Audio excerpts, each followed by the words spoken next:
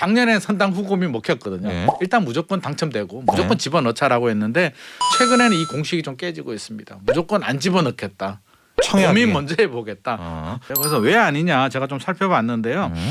자, 서울 청약 경쟁률이 5분의 1 토막 났습니다. 아, 청약이. 청약도 네. 5분의 1 토막 났고요. 그것도 서울이. 네. 경기도 특별공급 있죠. 우리 신혼부부 생애 네. 최초. 경기도에 1월 달에 6개 지역이 있었는데 네네네네.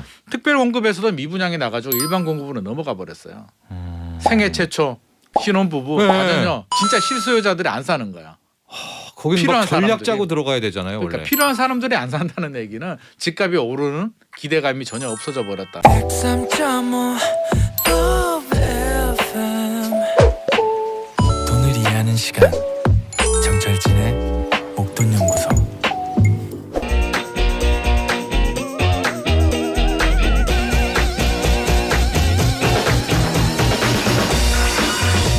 부동산 투자와 내 집 마련에 대한 고민은 늘 있죠. 언제쯤 내 집 마련에 성공할까?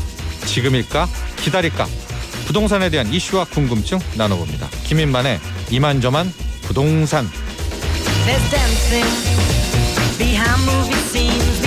부동산 경제연구소 김인만 소장 함께합니다. 안녕하십니까? 안녕하세요. 네, 우리 이상호님이요. 근로소득으로는 부동산 시세 차익을 절대 못 이기는 이상한 세상. 공정하고 실용적인 부동산 정책을 펼치는 그런 부동산 시장은 언제 올까요? 언제 올까요? 저도 빨리 왔으면 좋겠는데 네. 얼마 전에 그 전문직 의사 선생님 만났는데도 네. 의사 선생님도 월급 많잖아요. 네. 소득이 되게 많은데 집값 상승 못 따라간다고 말씀을 하시더라고요. 아예 우리 통계청 설문조사에서 네네. 월급 600만 원 이상 되는 분들 네네. 설문조사를 했는데 거의 70%인가요? 네. 중산층 이하다. 큰 돈이잖아요. 월 600인데. 큰 돈이죠. 근데 그 이유를 벌기는 봤더니 다 어려운데. 이제 집 때문이었던 거예요. 예. 맞습니다. 예. 집이 이렇게 못 샀으면 그 차액을 못 따라잡을 것 같다. 못 따라잡고 있죠. 네. 이상우님 결과적으로 올 겁니다. 네. 안 오는 게 이상하죠. 그렇죠. 옵니다. 다들 우리가 네, 생각하고 와요, 있는데 와요. 네. 와야 된다고 생각하는 그렇죠. 설 이후가 끝나고 지금까지 주택 시장 분위기 우리가 지난주에는 거래 폭감도 거의 대한민국 역사상에 남을 정도의 폭감 이야기를 했는데 네네. 가격은 뭐 안 떨어지는 것 같아요. 가격은 크게 많이 안 떨어졌어요. 근데 실제로 이제 거래량은 워낙 많이 줄어들었고요. 네. 통계를 보면 이제 상승치가 좀 꺾였다는 거고 실제로 지금 통계는 안 나왔어요. 이제 설 지나고 아직 네. 시간이 조사할 시간이 부족했는지 네. 왜 안 나올까? 저는 계속 기다리고 있었는데 안 나왔는데 저는 큰 의미가 없다라고 봐요. 왜냐하면 주변 대선까지? 분위기나 네. 이렇게 보더라도 반등이 없습니다. 원래 설이 터닝 포인트라고 하잖아요. 뭔가 네. 반등이 있어야 되는데 아무리 주변이나 여러 가지 체크를 해봐도 반등의 기미는 전혀 없기 때문에 설 전 우리 1월 4주 통계에서 네. 조금 더 나빠지지 않았을까. 1월 4주 통계를 보면 서울 25개의 구 중에 18개 구가 하락을 했거든요. 그러면 지금 분위기도 거의 이 수준이거나 한두 개 더 늘어나지 않았을까 싶어서 사실은 크게 궁금하지는 않습니다. 네. 네. 그렇죠. 그래서 많은 전문가분들도 이제 좀 의아해하는 것 같아요. 부동산은 이제 거래량이랑 거의 비례하잖아요. 네네. 그러니까 이 정도의 거래량은 과거 막 그렇죠. 부동산 완전히 폭망 진짜 네, 폭망했을 때 분위기인데 네네. 가격은 안 떨어지니까 네. 나중에 떨어지려고 그러나 아니면 뭐 그런 일단 얘기 해석- 무조건 홀딩인 것 같아요. 이게 매도자들은 일단 뭐 대선 지나고 팔더라도 대선 지나고 한시적 양도세 면제 나올 때 그때 팔겠다는 입장이고요. 그건 나올 테니까 네. 어느 후보든 매수자들은 굳이 내가 왜 지금 사야 돼? 지금까지 기다렸는데 대선 지나고 더 떨어지면 살래라고 하기 때문에 네. 살 사람도 없고요. 팔 사람도 없는 상황이니까 사실 팔 사람들이 나오면 가격은 떨어지거든요. 네. 근데 팔 사람도 안 나오기 때문에 지금 가격이 안 떨어지고 있는 것입니다. 그러니까 오히려 이제 대선 이후에 이제 공식화 될 거 아니겠습니까? 네네. 진짜로 뭐 다주택자들의 양도세 중과를 그렇죠. 뭐 얼마 어느 정도 방식으로 이제 이게 확정되기 시작하면 불확실성이 제거돼야죠. 그때 떨어지는 거 아니에요? 저는 왜냐면 그때 그때만 되면 또- 그러니까 수요와 공급의 밸런스인데 네. 공급이 늘어나면은 가격은 떨어지거든요. 매도자가. 공급이 입주 물량이 늘어나는 거는 시간이 필요하지만 다주택자들이 매물을 하나 둘도 아니에요. 서로 동시에 나올 거거든. 네. 그럼 시장 수요자들이 지금이라고 해서 막 받아줘야 되는데 일부 받아주는 사람들도 있겠지만 그 매물을 저는 다 받아주긴 힘들 거라고 봐요. 네. 지금 양도세 완화 나오면 팔아야지 하시는 분들이 생각보다 많이 있습니다. 네. 네. 실제로 국토연구원에서 부동산 소비자 심리지수 수도권 거주자들에게 네. 집 살 계획이 있냐? 뭐 3개월 이내에 살 사람이 네. 작년 1월에는 3개월 이내면 정말 딱 바로 실탄 쥐고 있는 거잖아요. 지금 사야 돼. 네. 뭐 이런 거죠. 거의 네. 7%였는데 네네. 작년 12월에는 2.8%. 아마 올해 1월은 더 줄었을 것 같아요. 지금 1.8% 아닐까? 그렇죠. 매수 심리는 꺼진 건가 봐요. 이 정도면 이제 3개월이 무슨 의미냐면 나 도저히 안 되겠어. 지금 당장 가서 매물만 있으면 사버릴 거야. 네. 이런 사람들이라는 거. 돈 다 준비했어. 그렇죠. 작년 초보다 이제 한 3분의 1 토막 났으니까 그렇죠. 바로 사겠다는 사람들이 거의 없어진 거고요. 네. 이 또 재밌는 통계가 있는데 12개월 후, 11개월 후에 사겠다는 사람은 늘어났어요. 그치. 네. 아 오히려 네, 늘어났어. 네. 그 얘기는 뭐냐면 투자 심리가 완전히 죽은 건 아니야.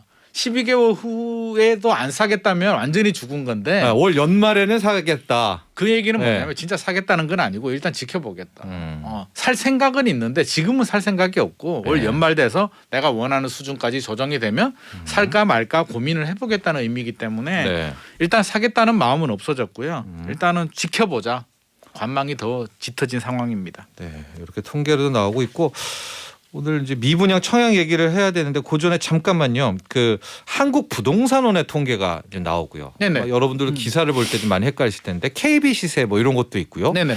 또 이런 민간 기관의 맞습니다. 부동산 시세 통계도 있고 그래서 뭐 누가 맞네 틀리네 뭐 얘기들이 많이 있는데 네. 우리 이제 청취자분들 기사 읽을 때 어떻게 이걸 좀 바라봐야 되나요? 누가 맞냐라기보다는 그냥 참고용이에요. 네. 그래서 사실 통계에 왜곡이 생길 수도 있는데 마음만 먹으면은요. 네. 저도 지금 통계를 가지고 집값이 오른다라는 근거 자료를 만들 수도 있고요. 내린다라는 근거 자료도 만들 수 있거든요. 그래서 통계는 좀 잘 봐야 돼요. 진짜 네. 통계에 휘둘리지 마시고요. 그냥 하나의 참고 자료로 봐야 되는데 네. 누가 맞느냐, 한국감정원이 맞느냐, KB가 맞느냐는 사실은 성격이 좀 달라요. 한국 부동산원 같은 경우는 약간 공공의 성격이고요. 네. 자연스럽게 보수적으로 접근할 수밖에 없는데 왜 차이가 나냐면 표본 수에서 좀 달라요. 한국 네. 부동산원 같은 경우는 전국 15,190개 정도 아파트를 네. 조사하는데 표본 지역은 203개 많죠. 근데 네. KB는 31,800개 2배 정도 되는데 예. 표본 지역은 172개. 왜 KB 그러니까 민간 기관께 더 압축을 하죠 표본을? 그래서 어떻게 보면은 더 현장 상황을 더 잘 반영할 수도 있는 거고요. 근데 표본 지역이 작기 때문에 전체적인 흐름을 볼 때는 좀 부족한 부분도 있겠죠. 예. 그래서 장단점이 있으니까 참고해서 봐야지. 이게 왜 이렇지? 왜 이렇게 한쪽은 다르고 한쪽은 맞고 막 이렇게 이분법으로 가지 말고 그냥 네. 막 분위기가 이렇구나 정도만 참고하시면 될 것 같습니다. 가격이 하락기에는 그러면 부동산원께 공공섹터께 더 정확한 건가요? 왜냐하면 민간 쪽은 좀 덜 빠진 것처럼 하려고 그럴 하지 수도 않겠나? 있죠. 그럴 네. 수도 있는데 이제 그 한국 부동산에서도 이제 표본 수가 작다는 걸 인정하고 있고요. 앞으로 네. 늘리겠다라고 하기 때문에 저는 이 차이가 네. 점점 좀 줄어들 것 같아요. 네, 그렇습니다. 그래서 뭐 좋은 점은 두 개를 같이 보시면 좋을 것 그럼요. 같아요. 그거 제일 좋죠. 여기는 부동산 통계네, 여기는 민간 기관 거네 이렇게 네네. 좀 해서 보시면 될 것 같고, 이런 말이 있었습니다. 선당 후고 네. 아시죠? 예. 네. 저도 이 얘기 처음 듣고요. 네. 도대체 이게 무슨 말이야? 요즘 선당 한국말이 후고. 왜 이렇게 어려워? 네. 라고 생각했는데 듣고 나면 아하합니다. 먼저 당첨되고 후에 고민하자. 예. 우리 청약 시장을 두고 하는 말이에요. 아파트 작년에 청약. 일단 묻지 마 청약. 일단 집어넣고 고민 안 하고 네. 집어넣고 당첨되면 그때 고민하지. 음. 이걸 나타낸 현상이 선당후곰입니다. 예. 근데요. 근데 지금 이게 작년에는 선당후곰이 먹혔거든요. 네. 일단 무조건 당첨되고 무조건 네. 집어넣자라고 했는데 최근에는 이 공식이 좀 깨지고 있습니다. 무조건 안 집어넣겠다. 청약이. 고민 먼저 해보겠다. 선곰. 지금 그런 분위기로 되고 있는데 이게 그러니까 무슨 말이냐면 분양 시장도 미분양이 난다고 하던데. 네네. 분양, 청약 이쪽 쪽에 다 지금 약간 균열이 나네요. 그래서 지금 이 공식이 안 맞고 있다는 거죠. 작년까지는 선당 후곰이 맞았는데 예. 올해는 그게 아니다라는 거예요. 그래서 왜 아니냐 제가 좀 살펴봤는데요. 자, 서울 청약 경쟁률이 5분의 1 토막 났습니다. 청약이. 청약도 네. 5분의 1 토막 났고요. 그것도 서울이. 네. 경기도 특별공급 있죠. 우리 신혼부부 생애 네. 최초. 경기도에 1월 달에 6개 지역이 있었는데 네네네. 특별공급에서도 미분양이 나가지고 일반 공급으로 넘어가 버렸어요. 생애 최초 신혼부부 네. 가전요. 진짜 실수요자들이 안 사는 거야. 거기서 막 필요한 전략 사람들이. 짜고 들어가야 되잖아요. 그러니까 원래. 필요한 사람들이 안 산다는 얘기는 집값이 오르는 기대감이 전혀 없어져 버렸다는 거고요. 네. 그래서 지금 이런 현상들이 계속 인천 송도 작년에 집값 제일 많이 올랐잖아요. 네. 송도도 지금 경쟁률이 굉장히 떨어지고 있고. 그래서 지방은 더 하고요. 뭐 네. 대구는 더 난리도 아니고요. 그래서 네. 이런 현상들을 보면 야, 청약 시장까지 이렇게 죽어버리게 되면 얼어버리게 되면 진짜 주택 시장이 얼어버렸구나라는 지금 심리가 굉장히 확산되고 있습니다. 네. 그러니까 분양 시장과 청약 시장이 실제로는 집값의 척도가 됩니까? 척도죠. 왜 네. 이런 현상이 발생하냐면 먼저 이제 왜 이렇게 꺾였냐라고 하면 비슷해요. 뭐 과도한 상승에 대한 필요가 기준금리, 뭐 대출 규제, 뭐 9억 넘어가면 대출도 잘 안 나오거든요. 안 나오고 사전 청약 물량들도 많잖아요. 네. 그래서 대기 수요들도 늘어나고 있는데 왜 청약 시장이 중요하냐면 우리가 실수요자들이 집을 살 때 제일 손쉽게, 네. 제일 만만한 방법 바로 청약이거든. 왜? 상대적으로 싸죠. 가격도 네. 좀 저렴하고요. 분양가 상한제 적용되니까 네. 가격도 저렴하고 계약금 대출. 10%. 네, 계약금 10%에. 그러면 6억 원인데 6천만 원만 있으면 일단은 권리는 잡잖아요. 이게 내 집은 돼. 네. 등기는 안 가져와더라도 권리를 가지니까 이게 내 집이야. 네. 10% 내고 중도금은 어떻게 대출을 받고 네. 입주할 때 잔금 대출을 받거나 잔금 대출도 좀 금리가 좋거든요. 네. 아니면 세입자를 들여. 전세 주 네. 그래서 일단은 똑같은 얘기예요. 선당 먼저 당첨되고 고민하자. 나는데 이게 안 된다는 얘기는 가장 손쉬운 방법. 청약까지도 안 된다라고 하면 이거 주택 시장 나머지들은 훨씬 더 어렵잖아요. 네. 청약까지도 안 되면 이거 진짜 심각한 거거든요. 이거 네. 진짜 꺾였구나. 네. 진짜 얼어붙었구나라고 생각을 해야 되고 이제 진짜 중요한 건 이게 대선 전에만 얼어붙었느냐. 대선 지나고 청약 시장이 살아날까가 이제 가장 핵심 키포인트가 되는 거죠. 살아납니까? 잠시 네. 일시적 반등은 가능할 것 같고요. 네. 이제 전제 조건이 두 가지예요. 이제 금리 얘기는 안 할 수가 없는데 네. 기준금리 지금 한국은행이 뭐 2월 달에도 올린다라고 하고요. 올해 한 두세 번 정도 더 올릴 거로 우리가 예상을 하고 네네. 있고 미국은 한 4번 정도 많게는 7번 정도 예상을 하고 있는데 네. 우리 항상 그렇잖아요. 기대를 하는데 기대를 뛰어넘어 버리게 되면 공포감을 느끼고요. 네. 기대보다 못하면 안도감을 느끼게 되거든요. 예. 그러면 자 우리가 예상하는 게 그 정도 수준이잖아요. 기준금리 그 정도 오를 거야. 한국은행이 올해 말 되면 한 1.75, 아니면 2%? 2%까지도 네, 갈 수 연- 있겠다. 네. 미국도 한 4번에서 7번 올리겠다라고 했는데 상황이 달라졌어요. 그래서 한국은행이 2번밖에 안 올렸네. 네. 미국이 한 2~3번밖에 안 올렸어. 한 3번 올렸어요, 미국에. 예를 들어서 네. 그럼 기대보다는 덜 하잖아요. 네. 3번 또 적은 건 아닌데 그렇게 되면 안도감이 들면서 다시 투자 심리가 살아날 수도 있고 별거 아니네.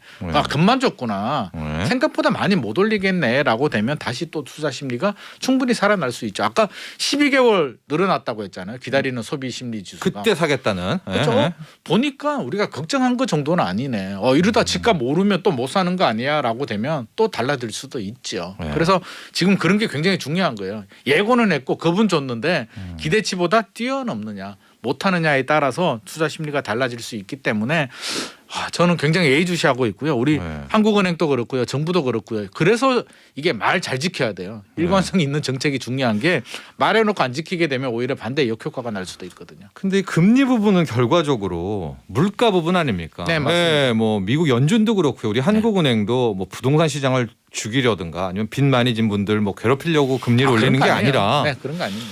근데 지금 물가의 향배가 또 미궁 속이에요, 실은. 그래요. 네, 진짜로. 뭐 인플레이션을 잡는다고 쪽도 많거든요. 네네. 그런 것들도 부동산 시장에서 좀 그렇죠. 1년 뒤에 집 사겠다는 쪽으로 많이 그렇죠. 해석이 일단 되나 봅니다. 모르겠으니까 진짜 네. 그렇게 올릴까? 실제로 안 올릴 것 같다는 분들도 꽤 많이 있거든요. 뭐 그것은 올린다는 그만큼 분들도 물가가 있고. 오를까 이런 생각도 그렇죠. 있는 물가도 거죠. 오르고 사실 물가 하나만 가지고 할 수는 없잖아요. 네. 또 경제 상황도 봐야 되고 경제가 침체되는데 물가 하나만 보고 7번 그렇게 올릴 수 있을까라고 생각하는 분들도 많기 때문에 굉장히 복합적이고요. 우리가 코로나가 생겨서 다시 또 제로 금리가 가고 이렇게 우리가 마스크를 쓰는 또 돈 풀고. 네. 상상을 못했잖아요. 네. 그러니까 앞으로도 또 다른 문제가 생기게 되면 이것도 말짱 도루묵 되는 게 아니냐라고 말씀하시는 분들도 있기 때문에 무조건 금리가 오르니까 집값 떨어질 거야라고 네. 단정지어서 저도 말씀을 못 드리는 거죠. 근데 이제 저는 항상 이럴 때 좀 보수적이거든요. 네. 그런 얄짤없이 희망도 안 갖거든요. 근데 아직도 시장에는 좀 있습니다. 더 어려워지면 돈을 또 풀어주겠지라는 있습니다. 많이 있습니다. 희망과 기대는 있는 것 네. 같아요. 저도 주식시장도. 사실은 네. 약간 보수적인데 네. 왜냐하면 저는 그렇게 보거든요. 뭐가 정상이냐, 제로 금리가 정상이냐, 금리 올리는 게 정상이냐고 봤을 때 저는 제로 금리를 비정상으로 보거든요. 네. 금리라는 게 제로 금리는 비정상. 원래 한 3% 5% 정도 돼야 올릴 때도 있고 내릴 때도 있는데 네. 지금 제로 금리가 비정상이면 항상 정상으로 가는 과정은 거쳐야 되거든요. 네. 그렇게 바라본다면 이번에 안 올리면 내년에 올릴 거고요. 결국에는 올라가는 계단이기 때문에 저는 그렇게 낙관적으로 보지는 않습니다.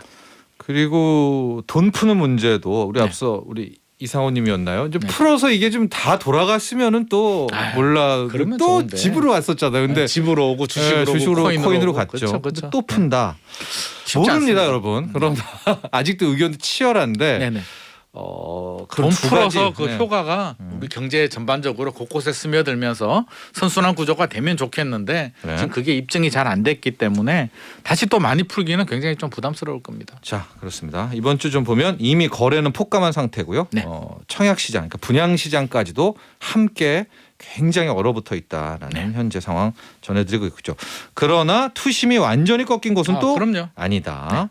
물가와 금리 흐름에 따라서 언제든 맞습니다. 또 대선 불신이 이후 있다. 정책도 변수가 될 수 있고요. 네. 네.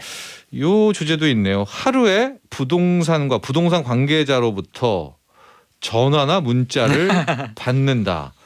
저는 요즘은 좀 뜸한 것 같은데. 저는 굉장히 많이 옵니다. 굉장히 많이 주식도 옵니까? 많이 오고요. 네. 제 전화번호가 유출이 엄청 됐나 봅니다. 네. 그래서 엄청 많이 오는데 뭐 네. 그냥 전화 오는 거야 우리가 끊어버리면 되잖아요. 끊어버리면 되는데 이제 어떨 때 많이 오냐면 입주 아파트들 새 아파트 입주하는데 전화가 그냥 엄청나게 옵니다. 네. 그래서 왜 이러냐라고 저도 좀 살펴봤는데 살펴보니까 이게 거래가 돼요.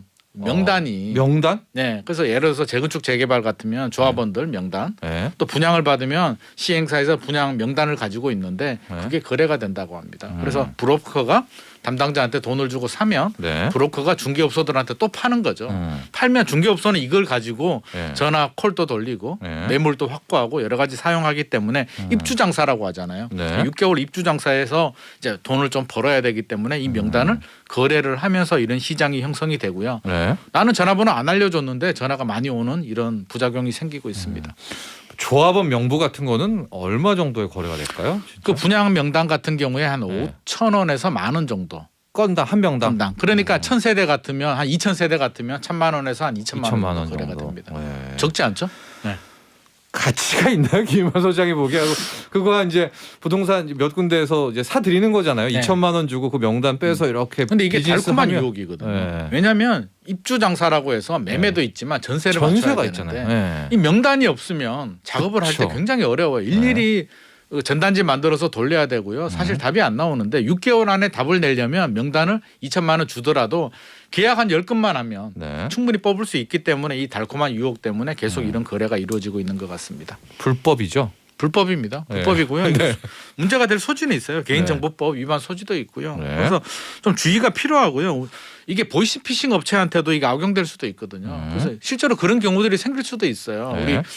우리 당신 당첨 청약을 했는데 당첨이 되려면 돈 얼마 내면 당첨시켜 주겠다. 이런 부작용들도 생길 수 있기 때문에 저는 단속도 해야 되겠지만 개인들도 전화를 받을 때 굉장히 좀 주의를 해야 될 것 같습니다. 그렇습니다. 최영숙님, 김인만 소장님 말씀을 듣다 보면 청약 오랫동안 들고 있었던 아들이 집 걱정 없이 결혼할 수 있을 것 같기는 한데 네. 젊은 세대가 집 마련하기란 너무 힘든 현실인 것 같아요. 부모 도움 없이 집 장만하겠다는 아들이 안쓰럽네요 하셨는데요. 굉장히 대견한데요. 대견한데요. 근데 기회가 와요. 그러니까 김인만 소장님이 그 부동산의 지금 사이클도 한번 이야기를 해주세요. 이게 워낙 최근에 5년간 네. 이 천문학적으로 올라버리니까 이 많은 MZ 세대나 젊은 세대들이 집은 무조건 오르는 걸로 좀 알고 있더라고요. 아니에요. 집값은. 네. 무조건 오르는 게 아니라 네. 이제 우리가 좀 메커니즘을 잘 알아야 돼요. 네. 장기적으로 보면 뭐 인플레이션에 따른 화폐 가치 하락만큼 집값은 우상향을 올라 있었지만. 하는데 중간중간 단계를 보면 우리가 떨어진 적 최근을 보면 2010년도에서 12년도 굉장히 어려웠잖아요. 네. 버블 세븐 노무현 정부 시절에 2007년도에 사실 꺾였어요. 버블 네. 세븐은 꺾였는데 집값은 언제 떨어졌냐 그러면 본격적인 하락은 2010년에서 12년. 네. 그러니까 2007년도에 꺾였는데 3년이 걸렸거든요. 그럼 3년 동안 무슨 일이 있었느냐?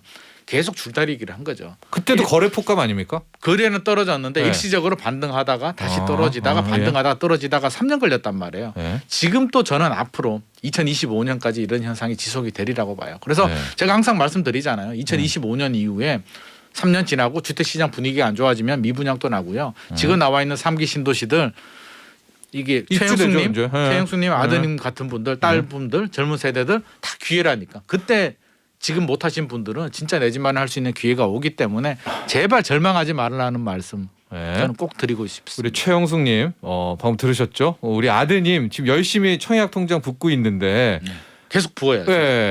그때 되면 기회도 오고요. 설사 청약이 안 되는 분들도요. 그때 되면 피도 굉장히 낮게 나오고요. 3기 신도시 분양가 저렴하잖아요. 2011년, 12년에는 집값 보면 그때는 정말 그때 네. 동탄 2신도시가 분양가가 84제곱미터가 3억 7천 정도 했거든요. 그때 피가 뭐 1,000만 원, 2,000만 원, 시범 단지 가장 좋은 게. 그러니까 5천만 원 있으면 내 집 마련 할 수 있으니까요.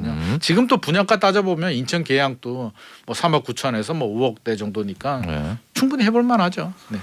9689번님, 김인만 소장님, 개인적으로 빌라를 좋아해서 실거주 목적으로 빌라 단지 분양 쪽에 관심이 있는데 빌라는 정말 매력이 없나요? 투자 목적이 아니라면 뭐 개인 취향으로 사야 되나요? 본인이 실거주 목적으로 하겠다라고 하면 하셔야죠. 뭐 투자로는 우리가 말릴 수는 없는데 저는 투자라고 한다면 그런 걸 좀 따져봐야겠죠. 우리가 대지 지분이 얼마나 되느냐, 향후에 재건축 재개발 가능성이 있느냐를 좀 따져야 되고요. 분양 빌라 같은 경우는 안 그러는 단지들도 많은데 사실 공사하면서 제 주변에도 이제 그런 경우들도 있는데 이제 그 시행사 작은 시행사들이 지으면서 약간 부실 공사 같은 것도 있고요. 분양가도 약간 좀 부풀리는 경우들이 있어요. 그래서 분양가 높이는데 이제 전세 가격도 높여서 전세 끼고 5천만 원이면 살 수 있어라고 많이 하기 때문에 신축 빌라에서 그렇죠. 신축 빌라죠. 신축 빌라. 신축 빌라 같은 경우는 저는 꼼꼼하게 잘 따져보시고 입지도 좋고 가격도 진짜 좋다라고 하면 하셔도 되겠지만 그 달콤한 유혹에는 그냥 흔들리지는 마시고 본인이 필요하고 충분히 알아보신 다음에 하시는 건 좋을 것 같습니다. 우리 9689번님도 아파트보다는 빌라를 좋다고 했잖아요. 개인적 취향이. 취향이죠. 제 주변에도 좀 많으시거든요. 근데 빌라가 좋은 점이 있죠. 또 아파트와는 다르게. 아파트 너무 좀 이게 과밀화되어 있고요. 네. 주차장도 답답하다 그러고 이게 답답함을 느끼는 분들이 있어요. 그래서 빌라도 그냥 빌라보다는 좀 이게 스리룸 같은 거, 좀 세대 수도 적고 이걸 선호하시는 분들도 계세요. 그래서 그거는 취향 존중해줘야 되고요. 실거주 목적으로 대신 고분양가냐, 투자라면 제대로 지었느냐, 또는 대지 지분이 좀 오래된 빌라 같은 경우는 대지 지분이 많고 땅이 많다는 얘기죠. 나중에 혹시라도 재건축 재개발 구역 지정이 될 만한 물건이냐를 따져보는 것도 좋은 방법일 것 같습니다. 네. 5949번님, 몇 달 전에 대출을 안 받고 규모에 맞게 집을 샀더니 금리가 뭐 올라가도 안 올라가도 집값이 떨어져도 그나마 신경을 덜 쓰고 살 수 있어서 다행입니다. 두 분 해준 말씀이 많이 참고가 됩니다. 이게 정답이에요. 사실 우리가 미래 모르잖아요. 지금 이렇게 얘기해도 모르거든요. 만약에 집값 떨어지면 살 수 있을까요? 또 불안해서 못 산단 또 말이에요. 못 사죠. 그럼 기다리죠. 다음에 또 올라가 몇 년 후에 또 못 사죠. 그래서 저는 필요한 분들은 신용대출 받지 말고요. 자기 자본 범위 내에서 담보대출 좀 받아서 내 집 마련하는 건 저는 그냥 부동산 시장 계산하지 말고 이게 정답이라고 봐요. 그러나 여기서 규모에 맞게. 신용대출 절대 받으면 안 되고요. 여기서 더 투자하느냐의 문제는 이제 부동산 시장 상황도 봐야 되고요. 여러 가지 상황을 봐서 결정을 해야 되는데 실수요자들은 계산하지 마십시오. 그냥 내 자기 자본 범위 내에서 잘 살다 보면 반드시 오르게 되어 있습니다. 중간중간에 이제 위기는 있을 텐데 뭐 어때? 잘 살고 있으면 되죠. 5949번님, 정답이라고 우리 김인만 소장이 이야기를 해주셨고요. 그런 이야기가 있더라고요. 이제 인플레이션 시대가 되니까 집값이 나중에 떨어진다고 하더라도 주거비, 그러니까 월세는 그렇죠. 오를 거니까 이렇게 맞습니다. 5949번님처럼 살 공간은 있어야 된다. 맞죠? 이 말은 어때요? 그게 정답이잖아요. 그리고 또 전세금 올려주고요. 또 심리적으로 우리가 자꾸 우리가 투자 가치로만 접근하는데 집이란 건 내 가족이 안전하게 살아야 되는데 주거가 불안정하게 되면 집에 있는 분들, 우리 가족들 삶 자체가 흔들릴 수도 있기 때문에 그걸 단순히 오르고 내리고의 문제를 저는 좀 넘어서야 된다라고 보고요. 장기적으로 그 시기 3배 오르고 떨어질 때는 30% 떨어진다라고 하면 뭐가 유리할까요? 결국에는 내 집 마련. 하는 게 유리하겠죠, 당연히. 그러나 우리 그 역대를 보면 30% 40% 하락도 있었다. 그런 생각을 해야죠. 하면서 자, 오늘 부동산 이슈 코너 마감하도록 하겠습니다. 오늘 감사합니다. 네, 감사합니다. 이만저만 부동산 경제연구소 김인만 소장과 함께했습니다. 나도 부자 되고 싶어서 라디오를 켰어. 정확하고 철저한 정철진의 목돈 연구소.